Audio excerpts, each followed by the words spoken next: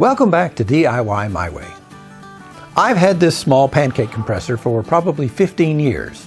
And over all those years, I've used it on many projects, small and large, from making furniture to building the pool house and everything in between. But it does have some limitations. While it's great at powering nailers, small and large up to a framing nailer, it is not so good at operating, say, impact wrenches or other things that need a continuous air supply. So I needed an upgrade.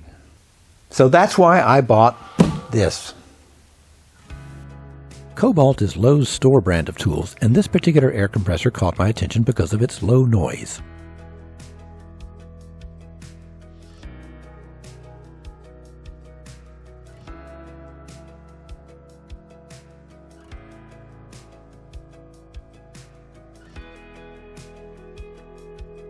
Here are some of the specs and features of the compressor. It has a 26-gallon air tank, a 1.8 horsepower 120 volt induction motor, dual no maintenance oil-free pumps. It produces 4.5 cubic feet per minute of airflow at 90 psi. Its maximum operating pressure is 150 psi. And the feature that I really wanted, its low noise quiet operation at 70 dB. I'll do a semi-scientific test of the noise level shortly. It has an integrated control panel including a tank pressure gauge, regulated pressure gauge, a regulator knob, and 2 quick couplers.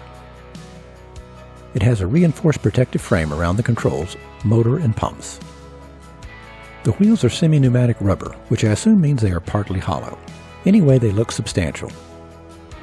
It has a 3-year limited warranty, and it's priced at $379 as of the posting of this video. There's a link to it in the video description.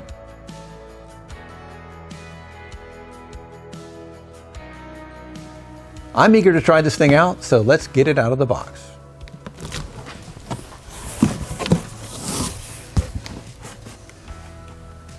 The packaging seems pretty good to me, although I did read in some of the reviews that they said it wasn't packaged so well because sometimes the top section is damaged, either the frame is bent or some of the plastic pieces are broken.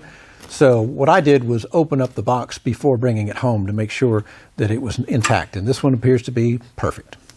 I have a feeling the easiest way to do this is going to be to lay it over its side, cut open the bottom, and then pull the box off from the top.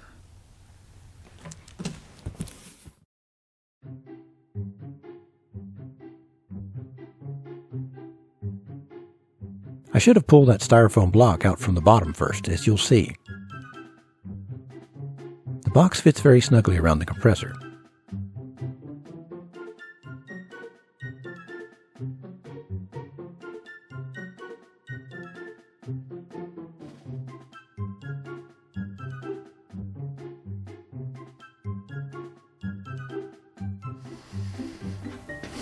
Did I mention it's 136 pounds? And there it is. Looks just like the pictures. Besides the regulator knob, the only plastic parts I see are the safety covers to protect users from getting burned by the hot pump heads, and the cooling fan grills on both sides. The control panel is steel, and it has 2 push-on quick connectors. It has power cord storage and a hose storage hook on the front.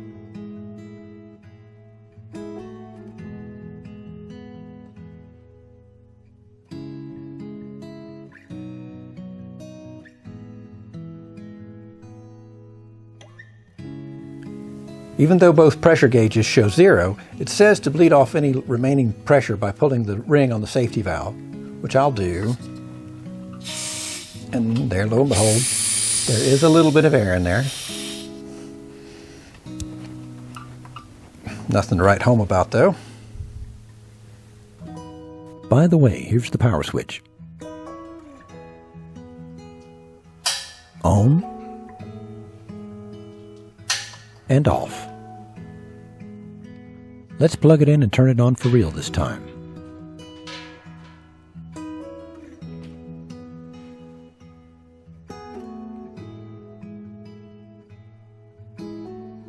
I'm curious to see how long it takes to fill the tank and for the pump to cut off, so I'll time it.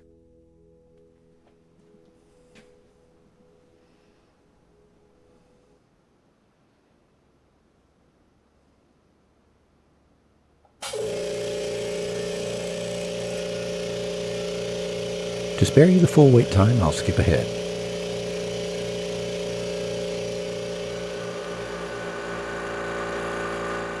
Notice it sounds a little more muted as the tank nears capacity.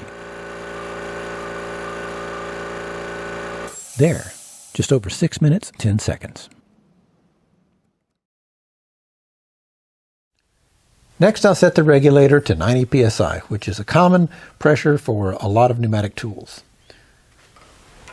Then I want to hook up something and bleed it off and see at what pressure it kicks back in to bring the tank back up, and also how long it takes it to do it.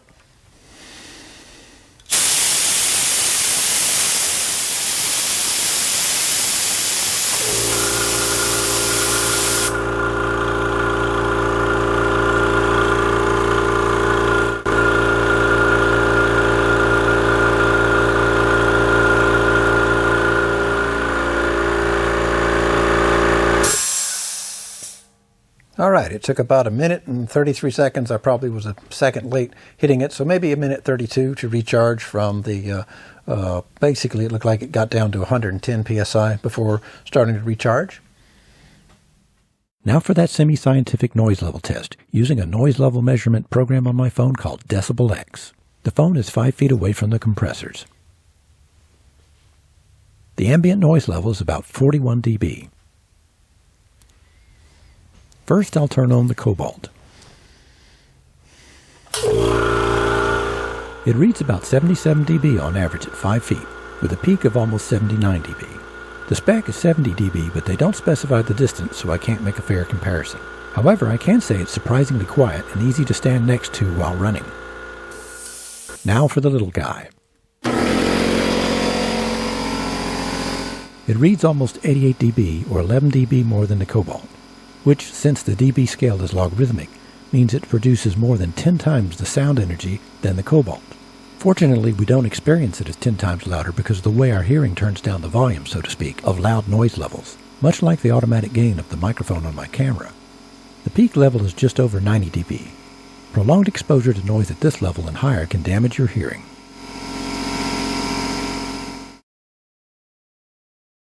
Next, I want to see how well the regulator holds pressure at 90 psi under a steady airflow. Well, that's not good. The pressure drops by about 35 psi with my impact wrench. However, in all fairness, I checked the specs on the impact wrench and it requires 5.8 CFM at 90 psi, so that may explain the excessive pressure drop. By comparison, my little 2.6 CFM pancake compressor only drops 10 psi when I use the impact wrench. That's interesting. Notice the higher pitch of the wrench because of the higher speed it's operating at. The manual says this drop in pressure is normal and suggests adjusting the regulator to the required psi while the tool is running. So let's try that.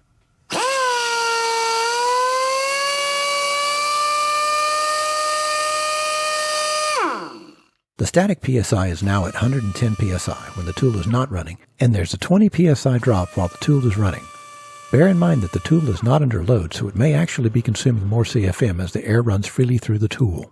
Having to raise the static pressure to compensate for the drop in dynamic pressure presents two concerns that I can think of. First, the initial pressure surge can cause uneven performance with paint sprayers that rely on constant pressure and flow rate.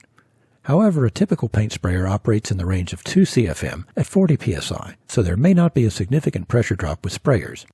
Secondly, the initial pressure surge may be higher than the tool's maximum psi, risking damage to the tool and creating a safety risk for the operator. Another reason I got this compressor is because I'm going to need it for this. Stay tuned. Finally, after the tank pressure has been bled down to almost nothing, you can empty the condensate with this easy-to-operate ball valve. I like that.